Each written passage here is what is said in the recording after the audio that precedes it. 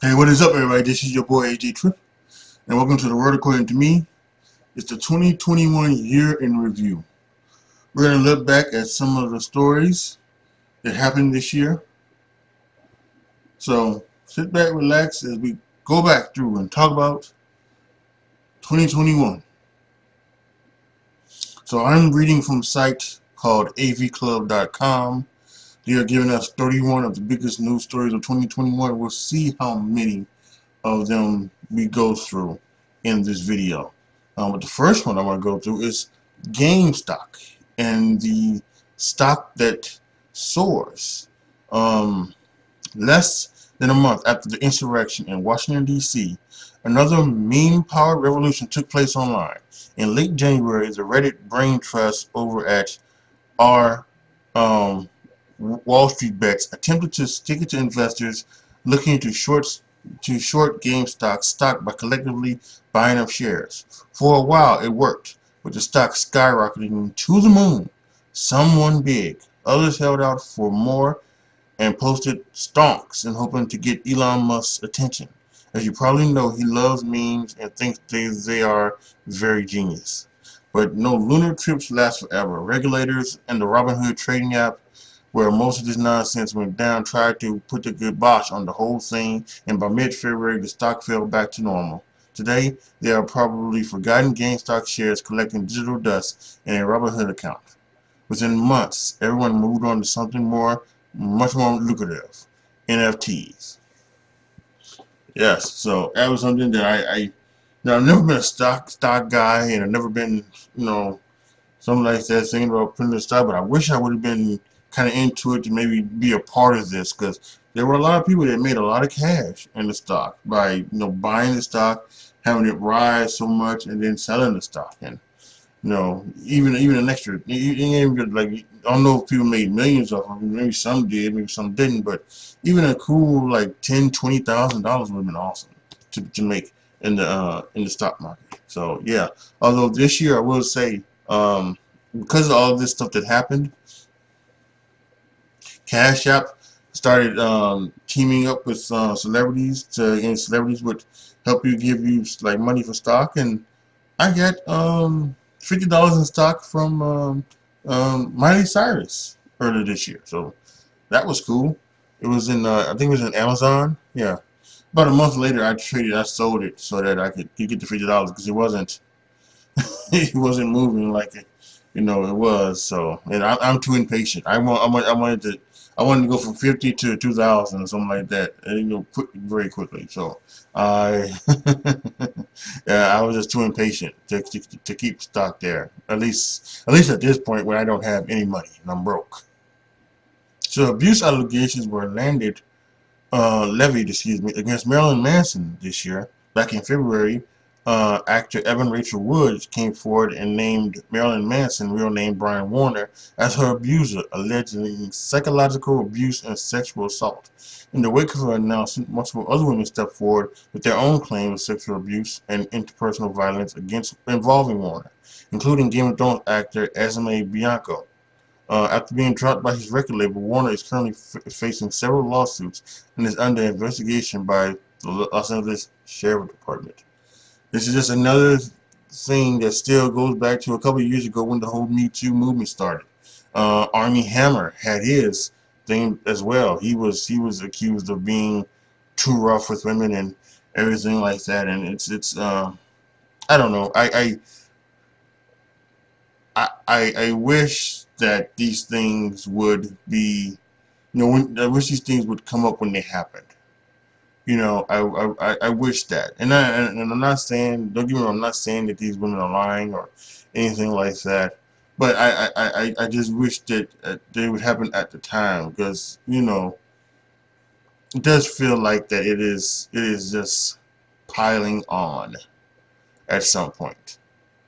And um but on the other hand, I do understand that how, especially in Hollywood, how some may feel like, well, I'm just gonna keep this quiet because I want to, I want to have my job and I want to do this and I want to do that. So that I understand as well. But hopefully we're at the point now where that's, if something is going down, a person can announce it and announce it when it happens, and not, you know, and not years later. So here's one: Sharon Osbourne leaves the talk following racism controversy. The unraveling of Sharon Osbourne's time on CBS's The Talk was swift, and it all might have been avoidable if she had resisted the inexplicable urge to defend Piers Morgan. He had just been fired from Good Morning Britain over racist comments about Meghan Markle. When Osbourne leapt to his defense, it prompted her former co-host Holly Robertson Pete to resurface an accusation that Osbourne had gotten her fired for being too ghetto, in addition to many other accusations of racism. Plus, Osbourne allowed arguments about all of this to happen on the air, making the scandal very public. It was no surprise when she left. And this is another thing again. This is something that, that we need to, figure out, in this country. Not everything can just be racism and everything like that. The comments that Piers Morgan made about Meghan Markle, Sharon Osbourne was trying to say that they were not racism. They were, legitimate arguments that you could, say about her.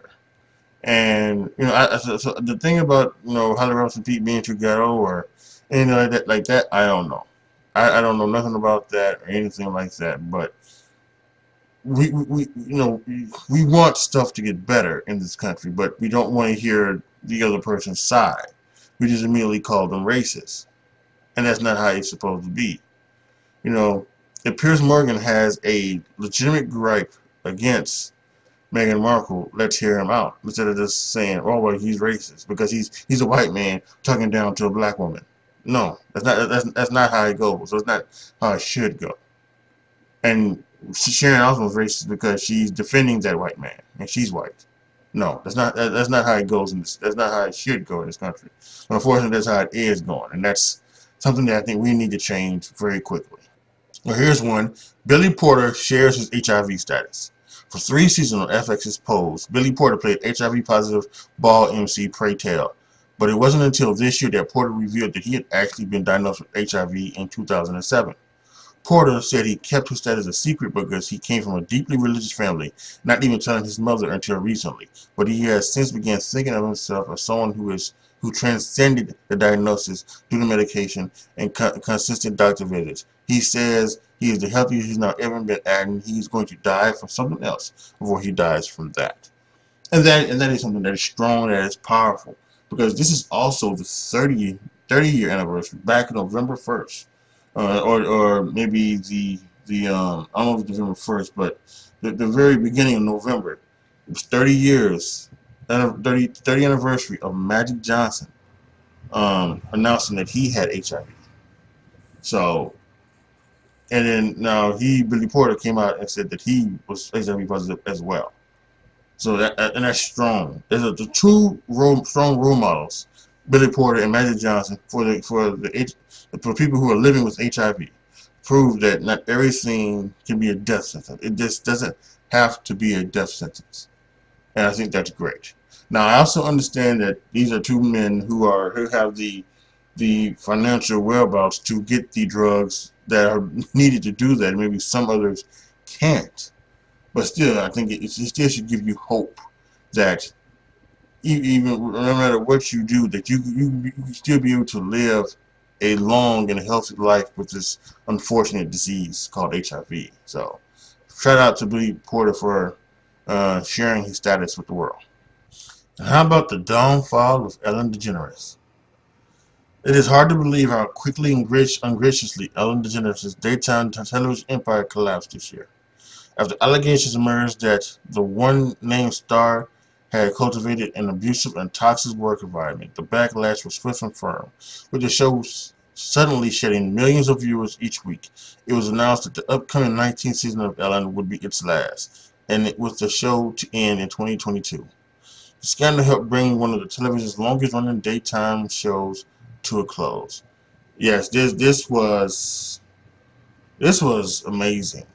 What came out, and it's how it just seemed like it's always like this. And again, this isn't like a Me Too situation thing, but this is a thing where, again, You know, people didn't feel comfortable enough, you know, talking about this for fear of losing their job or anything like that. But then once it only takes when one person comes out and makes an allegation, the floodgates flood, and that's what this was happening to Ellen. And I don't know exactly what it is. A lot of people came up to her defense, said this Ellen is not the person that they are making her out to be. You know, but I think you could. I think there is a way that, you know, people can be blinded to what they do. They're thinking that they are making, you know,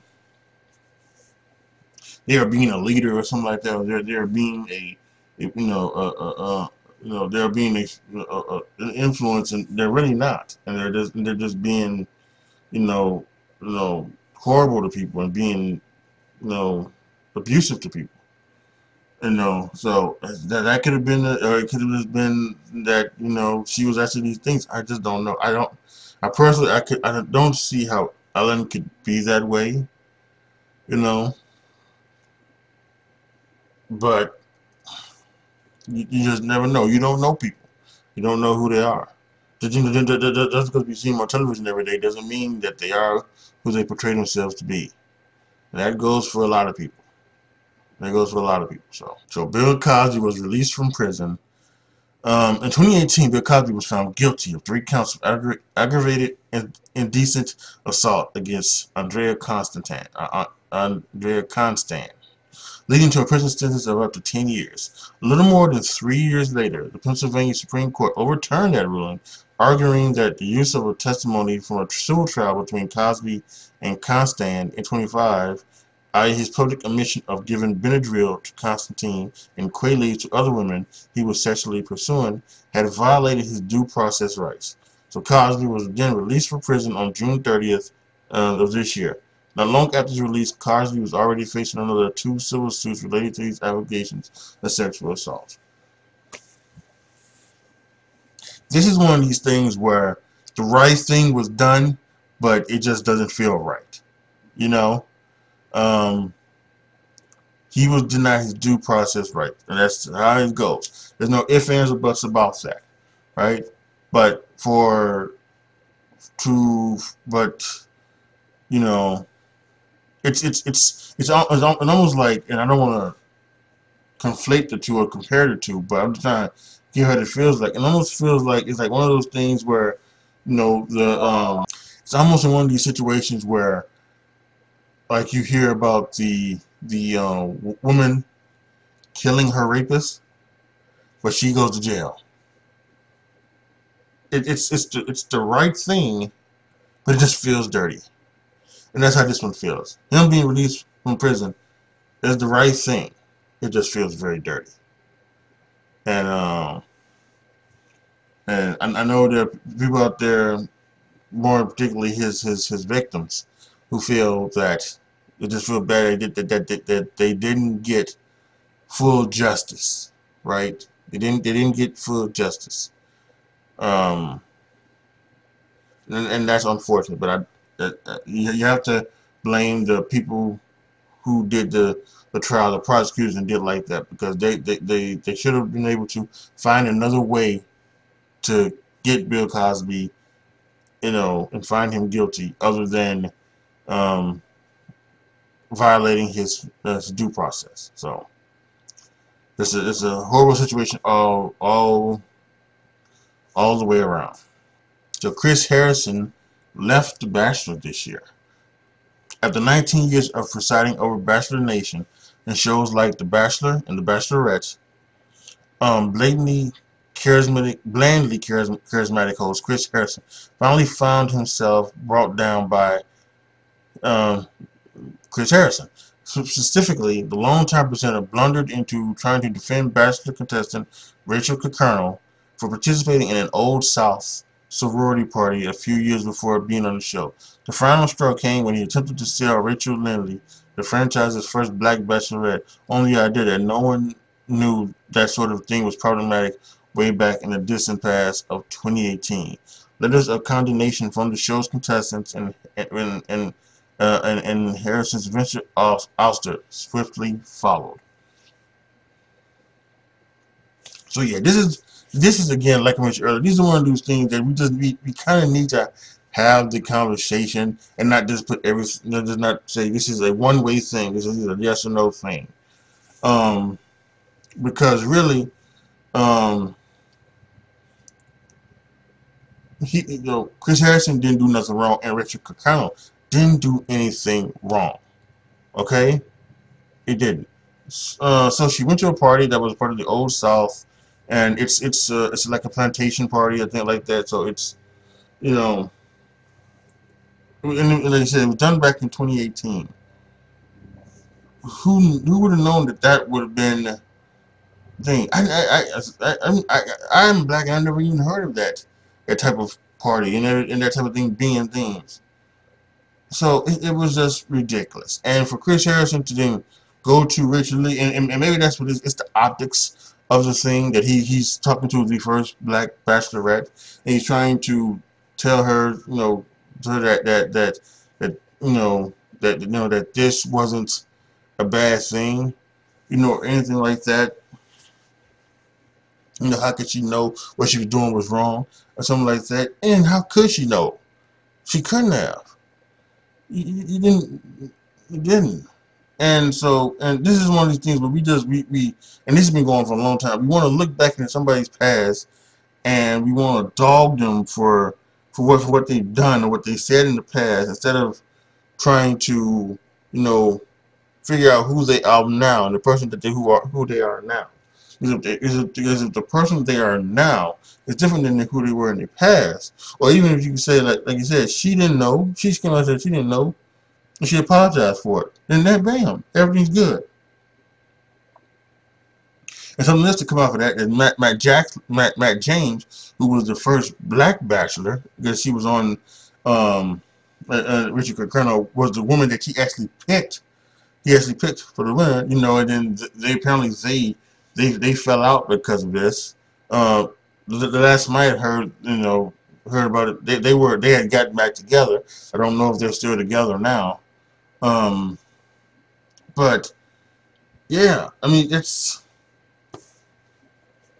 find that to be short-sighted and closed-minded. And if we really want to try and make this world a better place, we need to be open-minded about forgiveness. We need to be open-minded about listening to other people's thoughts on most things, not some, but on most things, especially on things like with race relations. We gotta be open-minded about that, and we just need to try and do better as people on all sides, and not just take something out and just start canceling folks just for their stuff. I think as I'm going through these articles, I think there's going to be a couple others that are coming up that may be involved in this that we may talk about, and we'll get to that in a second. But yeah, I mean, God loses his job for this, and it is what it is, I guess. So the billionaires launch a space race. The mega rich have everything, so they get bored easily and have to get creative with how to waste their money, also while stroking their egos. So what better way to prove who's the top billionaire by showing whose rocket has the best performance? And no, not that kind of rocket. Virgin founder Richard Branson was the first to become a space billionaire, traveling in the Virgin Galactic VSS Unity. But he was quickly eclipsed by Amazon founder Jeff Bezos and his phallic-shaped spaceship. Bezos kept making trips as he turned William Shatner into the oldest person to go into space. Well, sort of, since it was argued that Bezos didn't actually make it to space, just close enough that it kind of counts. And just recently, just a couple of days ago, as of this recording, Michael Strahan was also flown into space as well. So, yeah,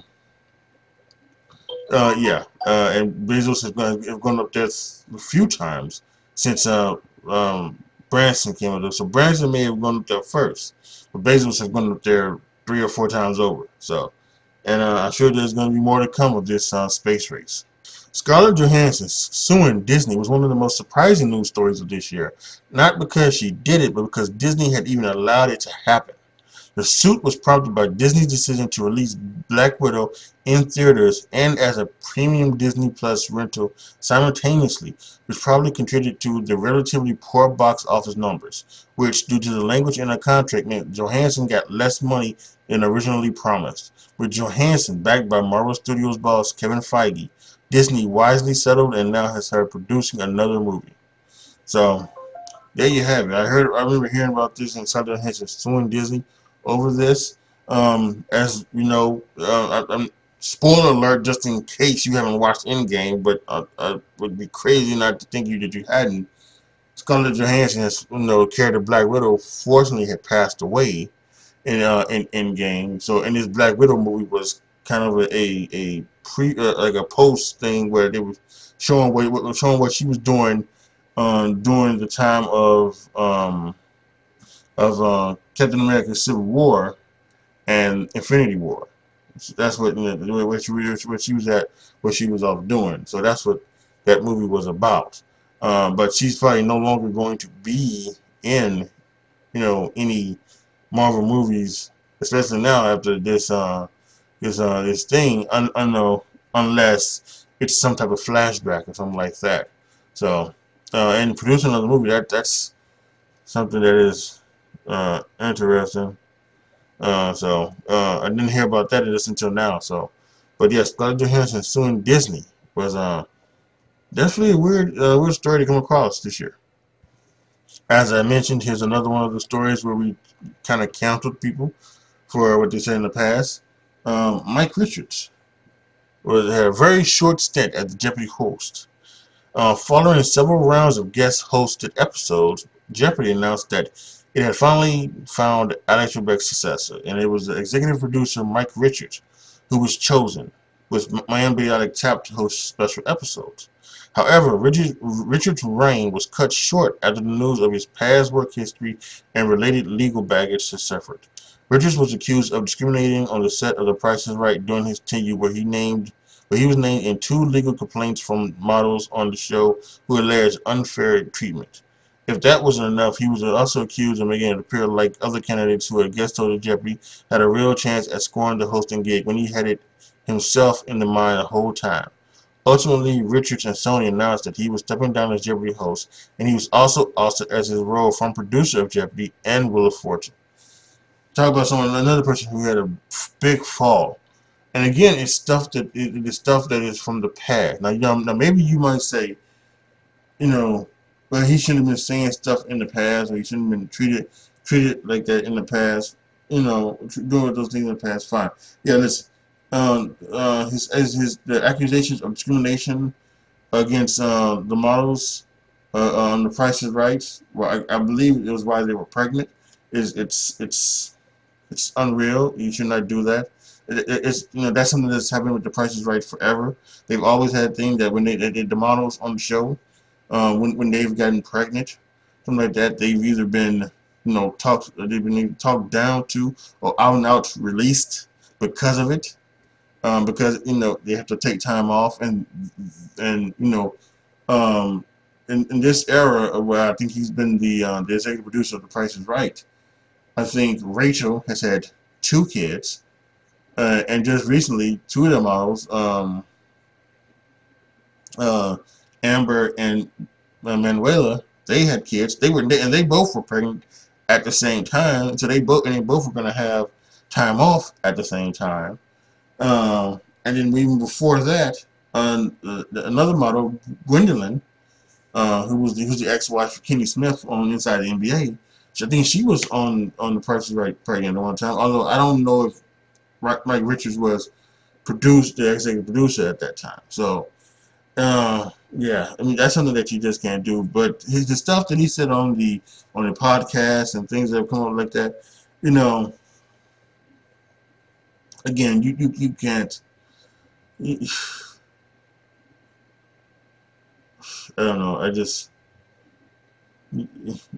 you can't just go by that. You need to figure out like what was he thinking at that time, what is he thinking now, and is he being genuine or is he just trying to cover his ass and save his job, things like that. And I don't know if they gave him the opportunity to that. It doesn't feel like it. Just feels like it feels like that when the stuff came up about The Price is Right, it was already like, oh Jordan, right? We got to go through this, and they were trying to maybe do some damage control with that. And then bam, stuff came out about what he said on the podcast about his about and or to his female co-host. And then after that, he was just gone. He was absolutely gone. It was like that quick. It was like on a Monday the stuff came out about the thing. On Tuesday the stuff came out about the the stuff with the podcast, and on Wednesday, bada boom, bada bing, he was gone. So, and now your Jeopardy hosts are um, Mayim Bialik and Ken Richards. So, there you have it. Well, last year the biggest thing to go on television was probably Tiger King. Probably behind the afterward, number 2 was probably the Jordan documentary, The Last Dance. This year it was Squid Game from Netflix. For something first pitched more than a decade earlier, Squid Game kind of came out of nowhere. Not even Netflix seemed like it expected. How long do you South Koreans spend on battle royal murder games to become a success, let alone to be the most watched show in the service's history? Squid Game furiously swept the planet in the back half of 2021, influencing Halloween costumes, sports, and more. In fact, right here on YouTube, Mr. Beast, big time YouTuber, he did his own version of Squid Game, and that had something like some odd million views within a day. Mr. Beast is just killing it here on the platform, just killing it. Anyway, of course, given the show's success, it was inevitable that the responses to the series and comprehension of its deeply unsettled themes would just be as diverse.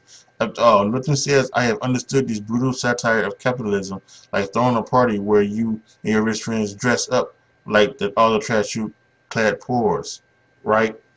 And that last line they're talking about is what Chrissy Teigen did. We're having her and her friends throw a Halloween party where they're dressed up as Squid Game. So I think you can get upset at Chrissy Teigen for a lot of things. She runs her mouth too damn much, but you cannot get upset at her for um, for throwing the Squid Game party. I think that is once again cancel culture trying to be stupid as hell. Just being stupid as hell. So, yeah. But anyway, Squid Game was a big thing this year. I did not watch it. I do not have Netflix. I'm never going to get Netflix. So I will never watch it. I probably could have watched the Mr. Beast thing, but I didn't watch that either. But yeah, obviously, without question, biggest thing that happened on television this year, Squid Game. Yes. This one hits home a little bit hard. R. Kelly is found guilty of racketeering. After a month-long trial in Brooklyn, he's not a rapper, he's an R&B singer. R. Kelly was convicted on 9 counts of racketeering and sex trafficking, with charges dating back nearly 30 years. The court found that Kelly used his power and wealth to lead a sex ring that recruited young women and underage girls. The high-profile trial brought to light the many abuses Kelly doled out against children and women, including the late singer Aaliyah. He currently faces decades of prison time.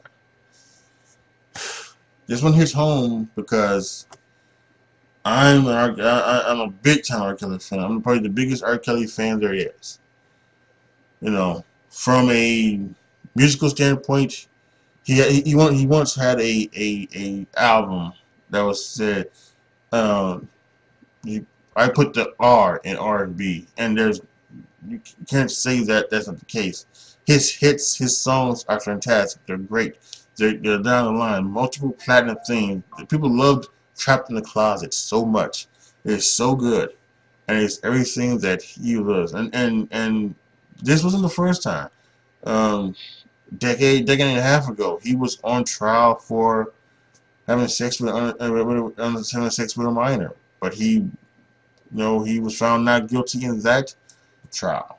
And then this one came up, and it's not good. It doesn't look like it just doesn't look like this is going to be a Bill Cosby thing where he's going to have his due process taken away from him or anything like that. This is unfortunate. Look like that R. Kelly was truly a sex trafficker, and that's unfortunate.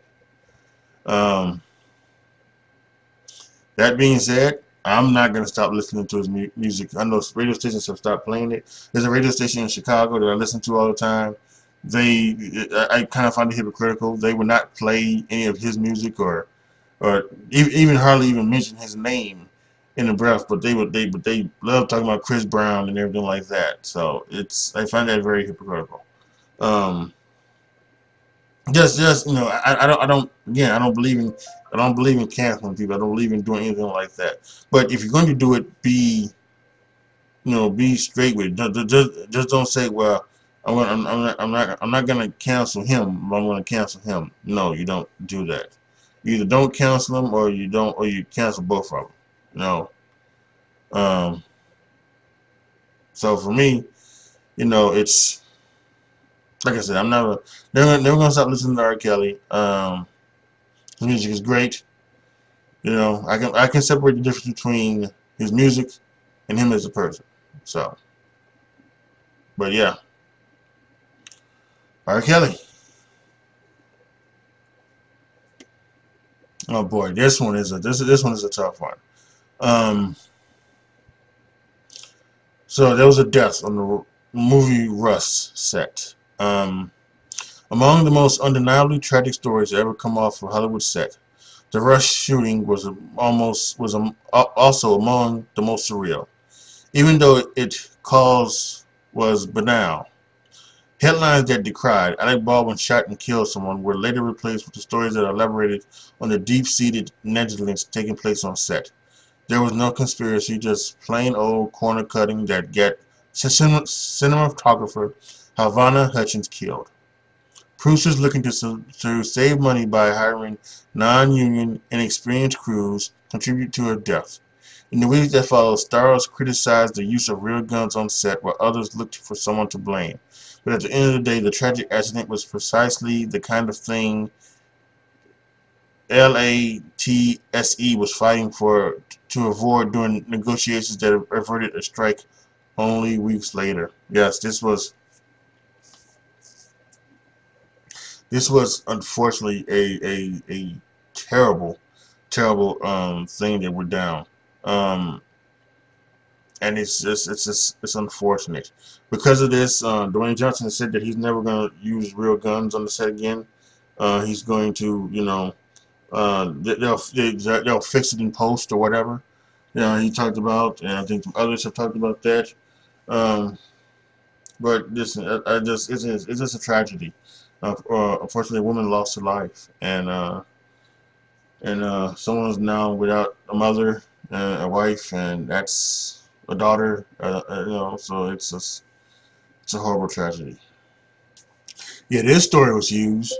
Dave Chappelle and his transphobic comments in the closure sparked a backlash. When Dave Chappelle's Netflix show special, Disclosure, was released, it was promptly condemned by GLAAD and by trans Netflix employees for Chappelle's transphobic comments. In a leaked company-wide email sent out amid the growing controversy, Netflix chief Ted Sarandos threw his support behind the special, claiming, "We don't allow titles on Netflix that are designed to incite hate or violence, and we don't believe the closure crosses that line." After the email was leaked, trans employees believed to be responsible were suspended. Between Sarando's statement and those employees getting punished, other Netflix employees organized a large employee walkout that was met with overwhelming support. Now, this is something that I am very um um passionate about. And once again, I have not seen the whole special, but I go through TikTok a lot, and I've seen like some of the stuff that he was talking about, right? And here's the thing, and not only with Dave Chappelle, but with all comedians in general, right? Um, it, it, Comedy can be offensive. That's why it's funny, right? Because it's coming, and you're doing a stand-up comedian, and you're funny, right? So, and I don't think that there's anything wrong. It's even the family of a transgender person who had passed away. The family of that person came out who Dave Chappelle knew said that this person loved Dave Chappelle. Dave Chappelle loved her. They were friends, you know. And so why are you jumping up and down on these things? And I really do think that. I really do think that um, these are from people who just they read a snippet or they see a clip and they don't look at the whole thing. Now, as I'm saying that I haven't not looked at the whole thing again. But again, it's on Netflix. I don't have Netflix. I'm not gonna have Netflix, so I can't watch it. So I do. I get what the clips I get from TikTok about this show. You know, he also talked about Jesse Smollett. That should probably be one coming up soon as well. Um, but it's but I think what gets me is that when people say that his comics are going to kill trans people, and that's just stupid. His comics are not going to kill trans people. His comics are not going to say, oh, you know what, Dave Chappelle said something about trans people. I should go out and kill one. No, that doesn't happen. It's stupid. It's like equating playing video games with gun violence. No, you're an idiot if you do that. And I just,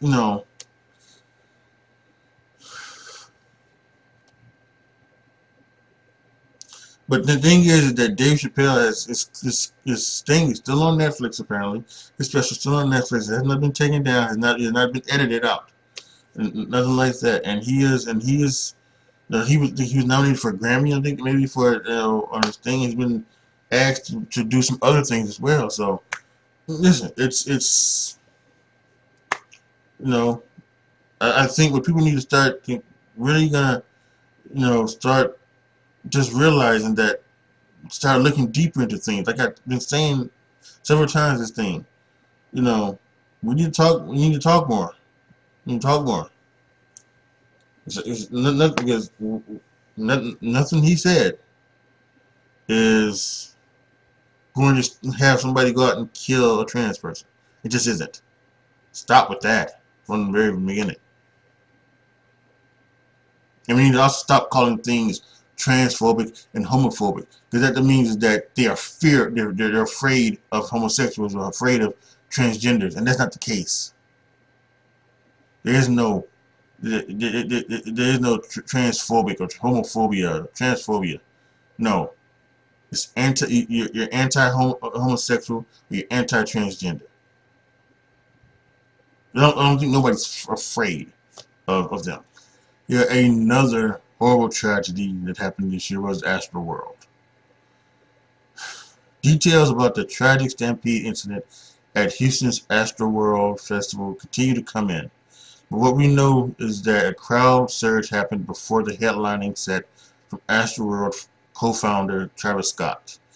It resulted in 10 deaths and many more hospitalizations, prompting investigations into what may have led to this deadly event, and multiple lawsuits against everyone involved, including one with hundreds of plaintiffs looking for $2 billion in damages against Scott, Live Nation, Apple, and more. Yeah, this was just unfortunately just a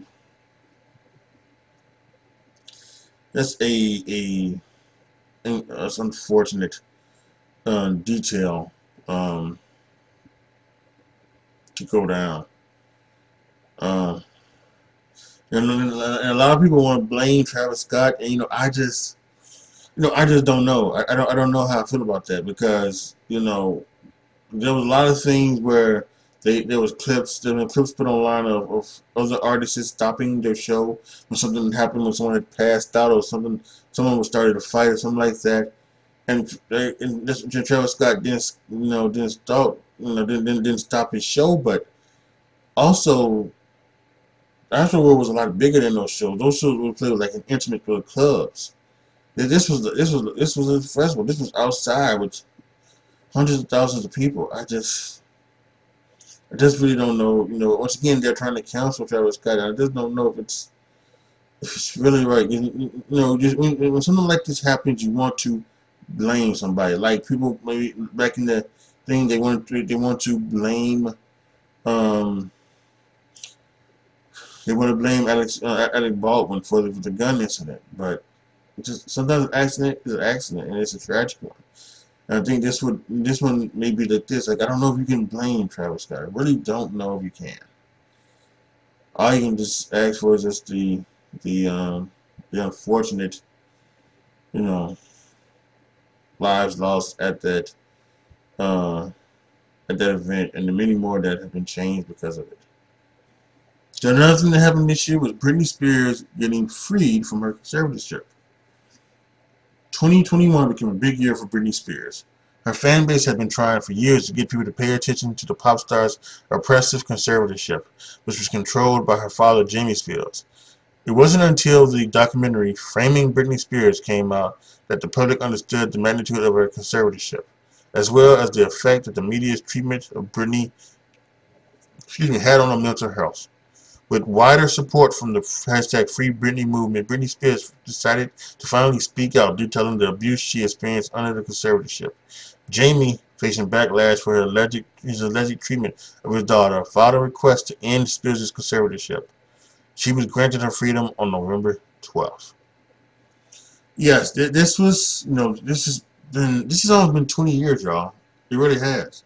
I don't remember when exactly it happened, but um, it's wow. It's probably been like 2002, 2003. She went through that time where she really had a breakdown in front of everybody. She was, she shaved her head and she was hitting, cars with things and everything like that, and so it was just an unfortunate time. So they thought that the conservatorship was needed to take over her, make sure that her life was straight and everything that would happen would be right, and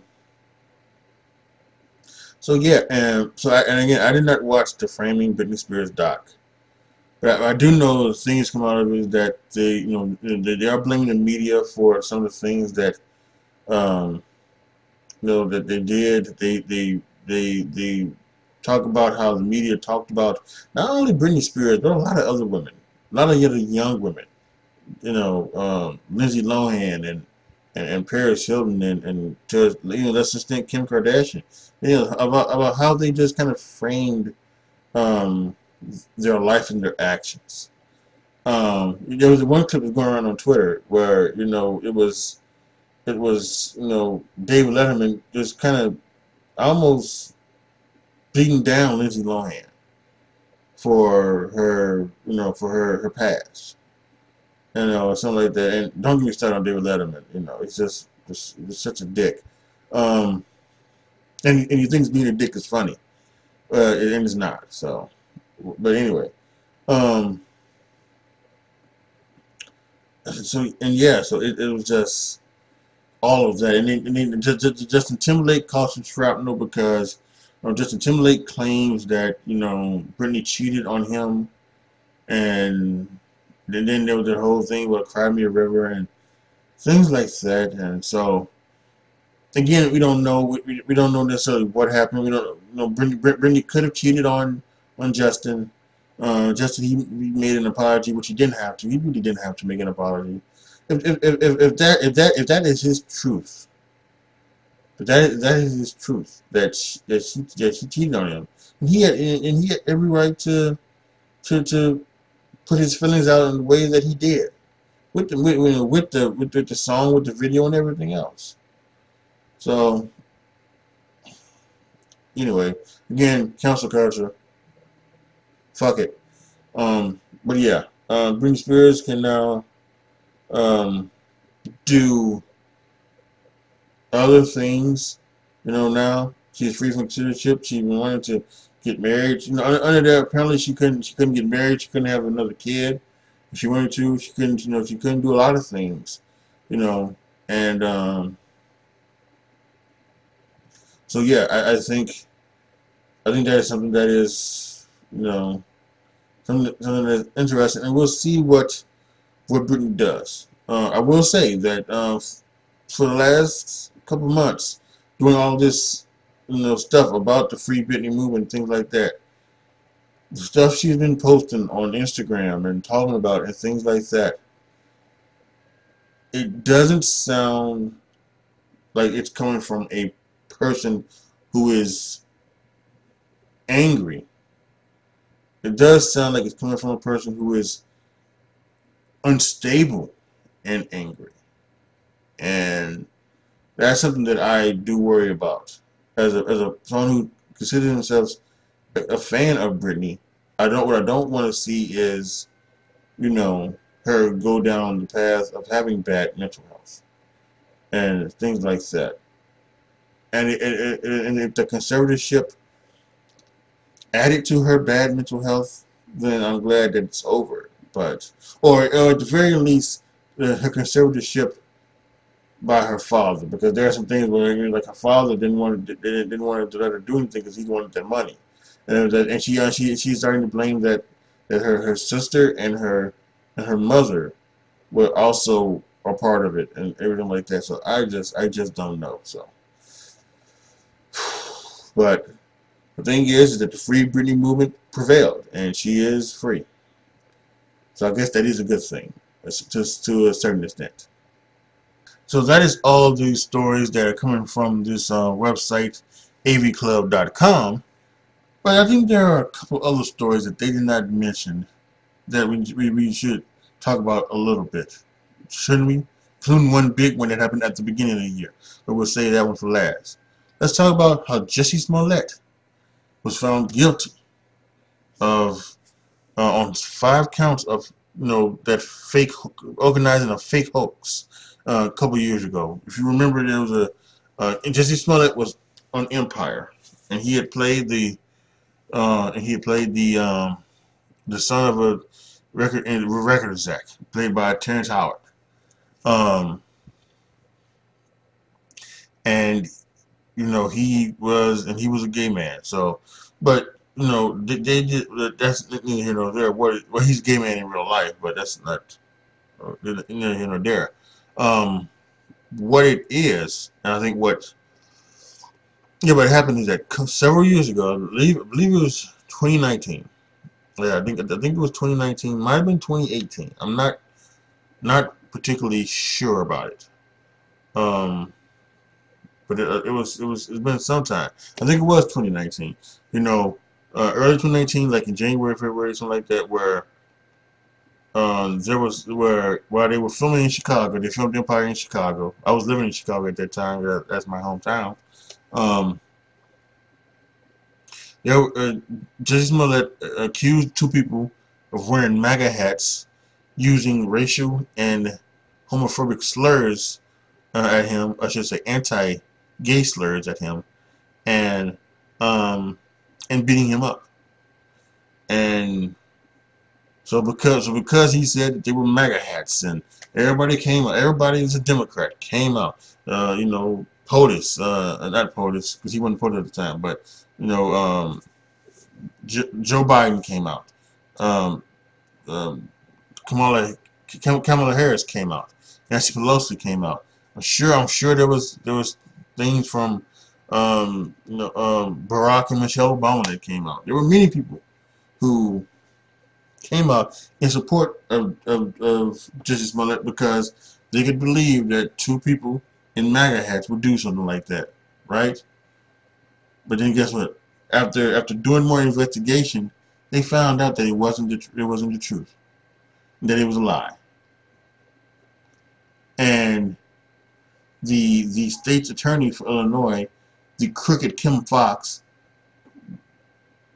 you know, she dropped She dropped the original charges that were brought up against Jussie Smollett for no other reason than because she's black, he's black. Don't get it twisted. That's the reason why she dropped it. She can say all those things about there not being enough evidence or anything like that. She dropped it because he was black and she is black. That's the thing.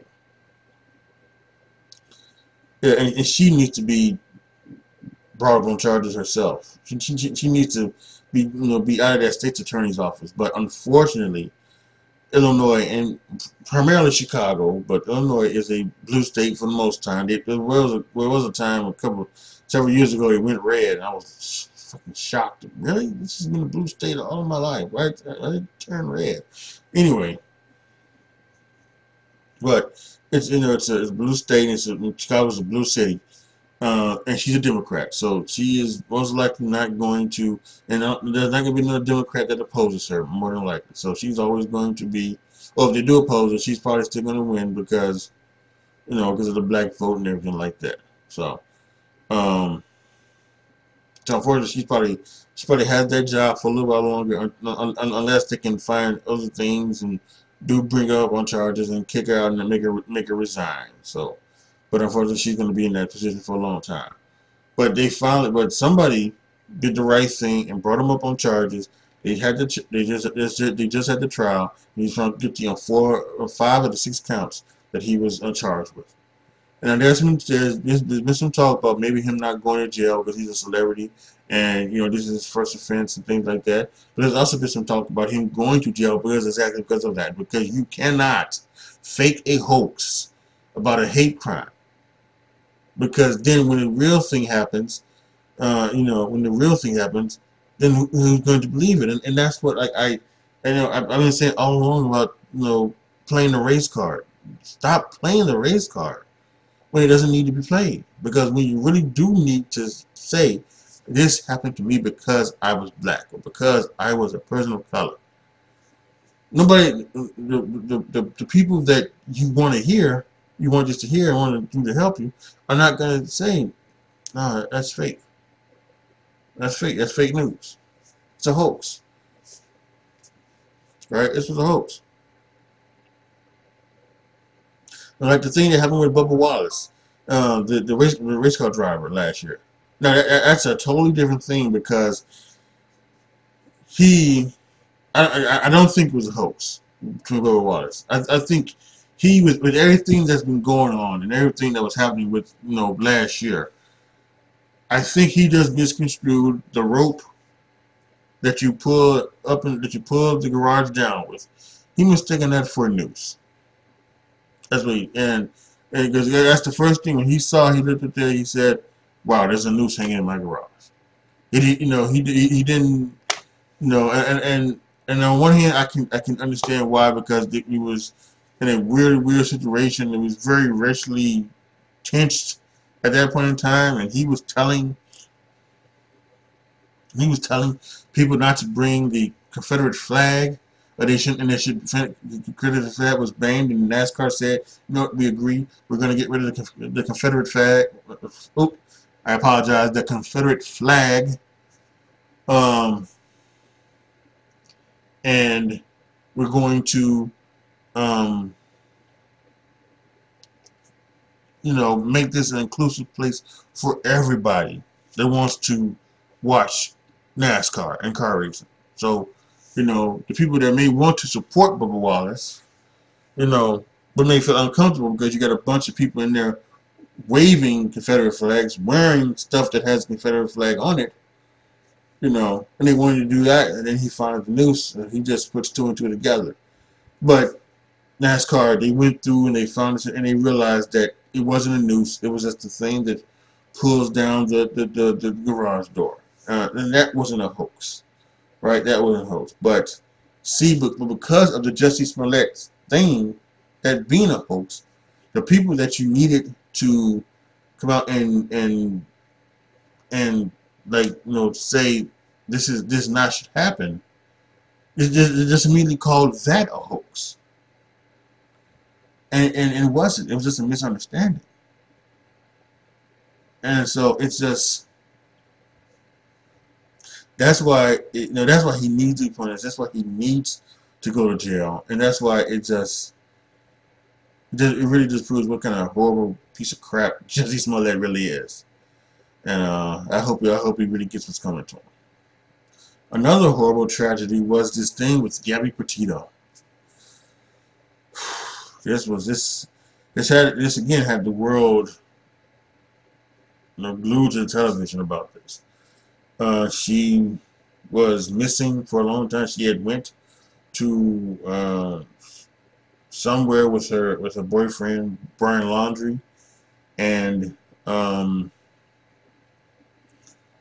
she was found missing, and they didn't know, but then they found her remains, and she found out that she had been killed, and then they were looking for Brian Laundrie because he went on the run, and then they found his remains and found out that he had been that he had been killed, and then they found out that he took his own life, and it's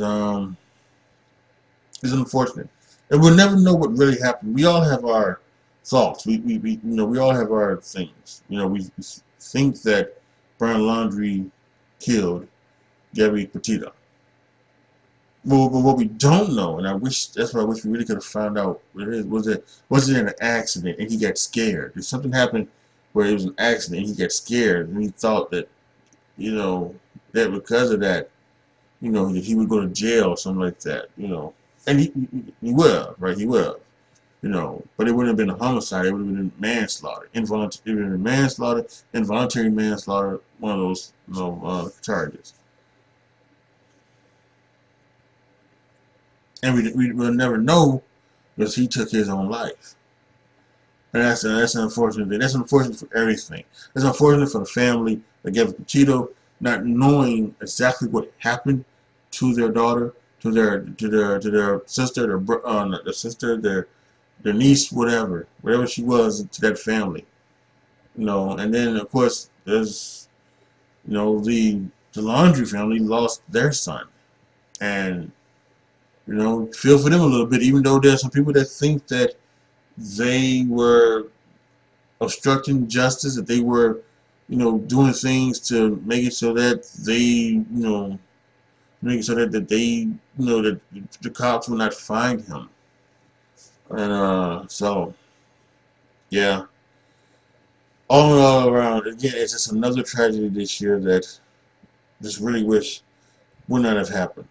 And you just unfortunately give your thoughts out to everybody involved in this probably more than likely senseless tragedy. And finally, more obviously the biggest story of this year has to be what happened on January 6th. The insurrection led by the people who were thinking that the election was stolen from Donald Trump. And the stuff is still going on. They are still calling people. They are still charging people with that. They are still doing things to figure out what needs to happen about January 6th. And it was unnecessary, and it was wrong, and it opened up some people's eyes in Congress. A lot of people who were backing Donald Trump, but didn't say this was a travesty. This was a absolutely. This was a negative on our democracy, and it was, and it was shameful, and it just made us look like the worst of the worst third world countries, and we're a first world country. We're supposed to be better than this. Yes, we have disagreements about things like gun control and abortion and taxes and everything, and on how to govern, right? Of course, we things, but we should be able to have a election, elect somebody without them saying that the election was stolen, without the candidate saying that the election was stolen. But that's where it comes from. Donald Trump, he didn't do anything. He didn't do anything to calm people down. He said some silly ass statement, but No, he put out some silly ass statement, but that statement was not. Of course, that was not going to stop what was happening on January 6th. They went in there, they stormed the Capitol, and they went in there to try to overthrow the government. It's sickening. It's absolutely sickening. One of the worst days this country has ever had as a nation. And it was self-inflicted. We had 9/11. We had the bombing of Pearl Harbor. Probably had many others that happened. The first World Trade Center bombing. So many horrible things that happened. But this might be the worst because it came from our own people. Terrible. Absolutely terrible. And here we are sitting 12, 11 months later. Several days until the I guess the 1 year anniversary of it happening.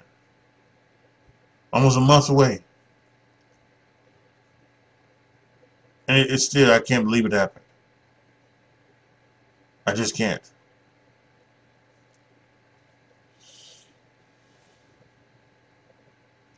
So yeah, I think when it comes down to it, when you look back at the year of 2021, biggest story of them all is the insurrection attack on the Capitol on January 6th. Alright, so there you have it, the 2021 year in review. If you want to see about some other things that website had that I did not mention, they had a few other things as well that they covered. The link is in the description box down below. You can go and you can look at it, read it yourself. I'm sure there are many other places that are going to do year-end reviews. YouTube announced that they wasn't going to do a year-end review this year. I guess because it always gets down, it always gets dislikes. So it kind of is upsetting. I wanted to do a reaction to that, but who knows? See, I think they encourage creators to do their own year in review, and I think that may be something I'm more inclined to do next year. This year, I wouldn't do it. So we may see if something that I might do next year when I do a year in review next year. But yeah, this is it. Let me know if there are any things that I missed down in the comment section. Anything that you think happened this year that would have been noteworthy to mention. Like I said, I read from that website, and I had a couple of myself that I thought were the way the website didn't talk about. So yes, let me know down in the comment section what you felt was happened this year in the year of 2020. A couple days away from 2022, so we'll see about that. Post your comments down below. Tell me what you guys think. Like the video, share the video, subscribe to the channel. And as always, thank you guys so much for watching. Make sure you go to patreon.com/AJTRIP to become a patron. Once I hit a certain amount of patrons, you will determine what you will see here on my YouTube channel, what you will hear on my podcast. I have a podcast debuting January 10th. I think that will be good. And what you see on my Twitch channel. I cannot play games on Twitch, but I may start doing other things on Twitch in the new year. So yeah, let me know all about it here. So yeah, go to patreon.com/AJTrip. It's your boy AJTrip signing off. As always, be good to each other, y'all. Be careful out there. And I am out.